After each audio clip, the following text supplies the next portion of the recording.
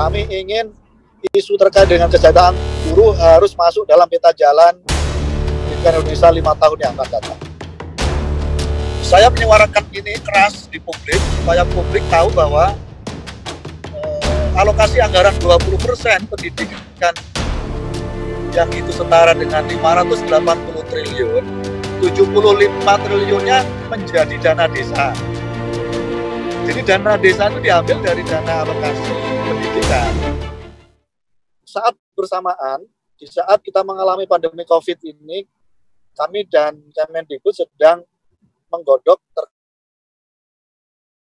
terkait dengan peta jalan pendidikan Indonesia.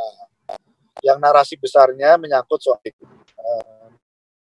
Memang peta jalan ini permintaan Komisi 10, karena kami merasa kelihatannya akan banyak yang akan dilakukan oleh Mas Nadiem yang tidak tercover secara regulasi di undang-undang, di regulasi PP dan seterusnya itu. Karena itu kita minta bikin peta jalan. Supaya apa? Supaya masyarakat bisa melakukan kritik, masukan secara sekaligus. Termasuk di dalamnya publik bisa langsung menilai tahapan-tahapan ketika peta jalan ini akan dilaksanakan. Nah, peta jalan ini sudah karena Mas Nadi minta 6 bulan waktu itu, dan akhir Ramadan kemarin sudah dipresentasikan di Komisi 10. Karena masih banyak isu yang belum tercover di situ. 2 minggu yang lalu Mas Nadiem presentasi lagi di Komisi 10, juga kita sepakati belum final. Gitu. Nah, isu-isu krusial yang belum masuk di dalam peta jalan pendidikan Indonesia adalah satu, misalnya menyangkut soal terkait dengan kesejahteraan guru. Kami ingin isu terkait dengan kesejahteraan guru harus masuk dalam peta jalan pendidikan Indonesia 5 tahun yang akan datang. Isu guru honorer, kesejahteraan guru, ini harus tercover secara utuh di dalam peta jalan Indonesia. Yang sekarang ini belum masuk di situ. Nah, yang kedua, peta jalan ini juga masih membahas isu krusial menyangkut soal penyiapan guru-guru. Di dalam peta jalan yang sudah dibikin oleh Mas Nadiem, shortcut hanya mengambil pada fase di hilirnya, yaitu PPG, pendidikan profesi guru. Tapi bagaimana transformasi yang harus dilakukan di LPTK seluruh kampus di Indonesia itu belum masuk juga di dalam agenda peta jalan pendidikan di kita. Nah, itulah yang beberapa isu yang belum kita sepakati dalam peta jalan di Indonesia. Yang terakhir, Mbak, karena waktunya mepet, yang terakhir adalah soal budget. Tadi juga disinggung oleh Mbak Rani menyangkut soal ini.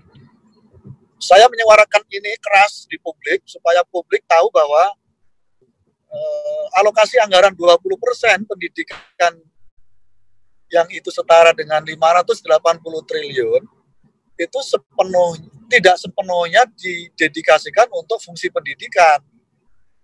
Yang didedikasikan untuk fungsi pendidikan kurang lebih hanya sekitar 200 sampai 250 triliun.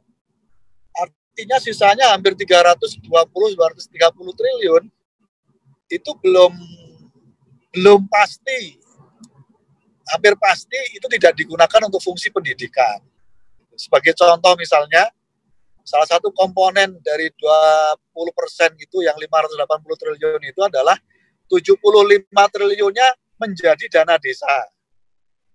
Jadi dana desa itu diambil dari dana alokasi pendidikan. Gitu. Karena besar isu pendidikan di kita harus ada sepenuhnya didedikasikan 20% anggaran kita untuk pendidikan. Saya membayangkan Mbak Tania, kalau ini bisa dilakukan ketika kita mengalami pandemi COVID ini, banyak anggaran yang bisa kita support untuk orang tua guru, untuk sekolah, untuk guru sendiri gitu. Tapi karena terbatas ya akhirnya nggak ada afirmasi di luar BOS gitu. Coba kalau anggarannya ini didedikasikan penuhnya untuk pendidikan, saya kira bisa ada kebijakan afirmasi di luar BOS. Nah ini kendala-kendala kita. Saya terus menyuarakan ini supaya pemerintah sekali lagi menjadikan bidang pendidikan ini juga menjadi priority dari sekian banyak prioritas yang dihadapi oleh negara dan bangsa ini.